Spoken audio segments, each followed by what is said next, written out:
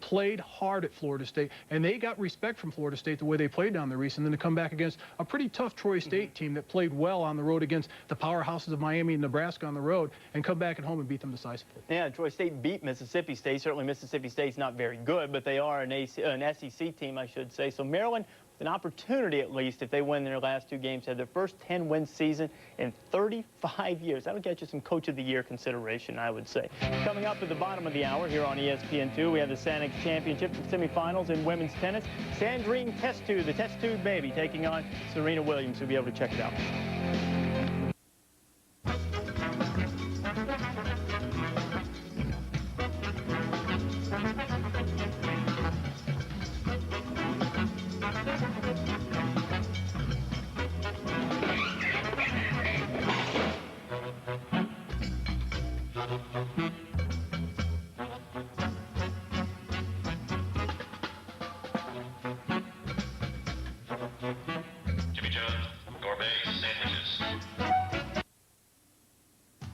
These are Joel Confer Auto Outlet people. They can give you 0.0% financing.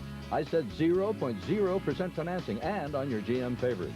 Buick Century, Regal, LeSabre, Park Avenue, Buick, it's all good. 0.0% financing on Pontiac Grand Am, Grand Prix, Montana, Aztec. Pontiac, excitement matters. 0.0% financing on brand new Buicks and Pontiacs at Joel Confer's Auto Outlet, 120 East Clinton Avenue, State College. I'm Joe Tight Shorts, college basketball expert. I'm here all season offering tips, while my assistant Buzzy works the game films. I'm not here to change your diapers, ladies. I'm here to help you learn. Let's show them a little D. Psych out your opponent with my tip-off trance. You gotta own that territory. Stick with me, come away a smarter player.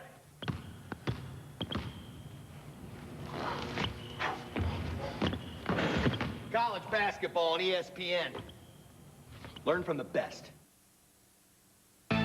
From the Olympia Halle here in Munich, Germany, it's the Sanex Championships semi-final day. After College Game Day today, second semi-final match of the event.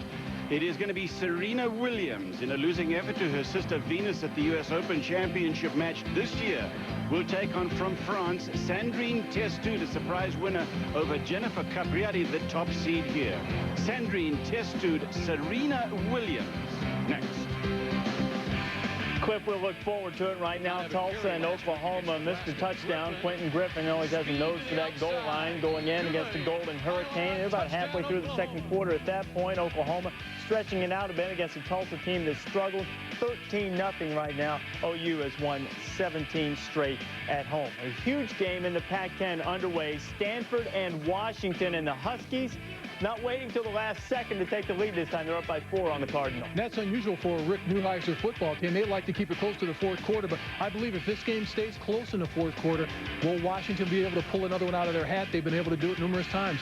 5 out of 6 this year. 13 of Neuheisel's 24 wins at Washington on fourth quarter comebacks. UConn taking on Cincinnati. That's about to go final, and the Bearcats are going to get a victory.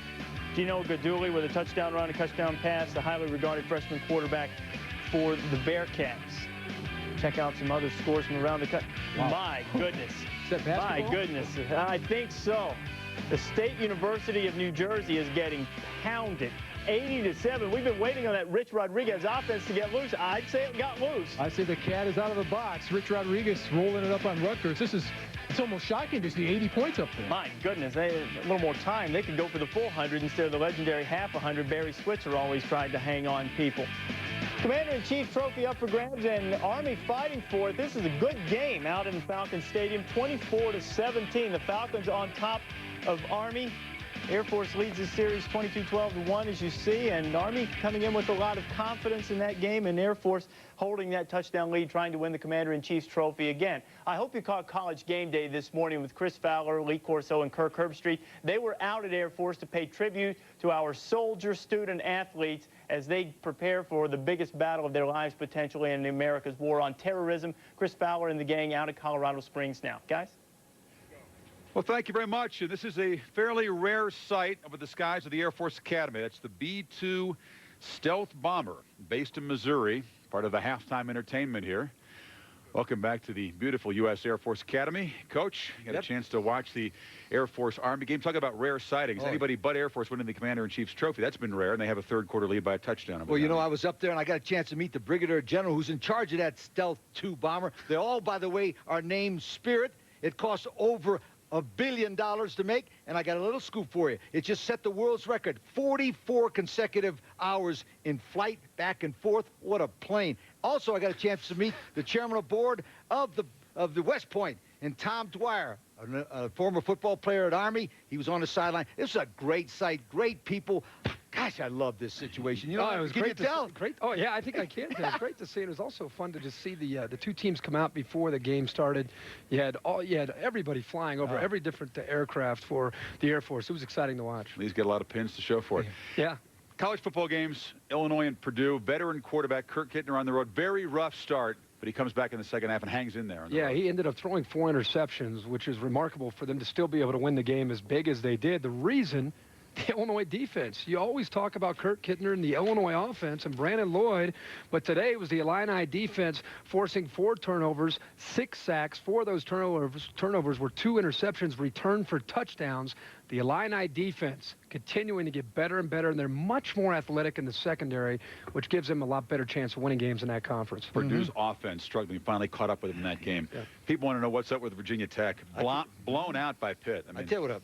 I picked them to go to the Rose Bowl. Man, that's why I jinxed them right off. Frank Beamer and Virginia Tech was spoiled. They're 22-2. They lost to Miami and Florida State in the last couple of years, and they thought they could just walk over and waltz to the Rose Bowl. Forget about it. They lost their incentive.